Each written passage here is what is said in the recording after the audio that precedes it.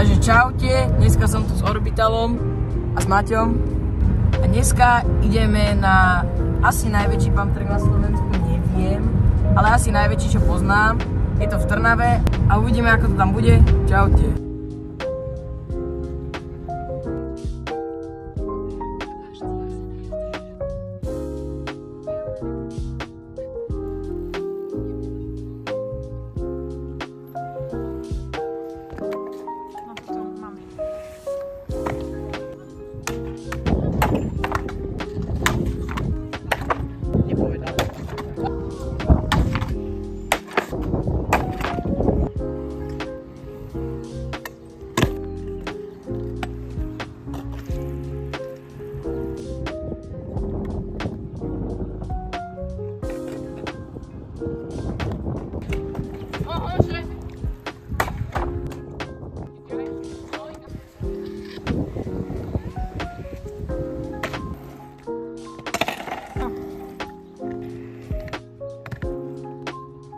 Čaute. Akorát papáme aj s Maťom a ideme ešte kúknúť do Serede a potom vám dáme vyhodnotenie. Čaute.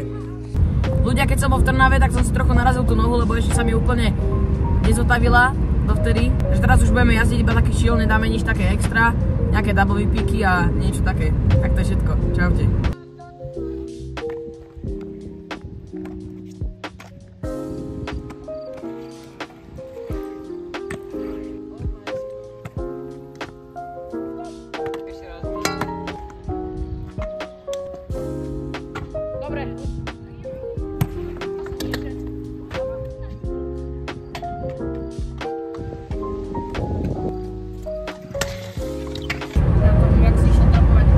Takže rozhodli sme sa, že v Trnave dáme koľko? 80? Dokopy 80 týmto skateparkom dvom. V Trnave by som dal asi tak buď 7,5 alebo 8 z 10.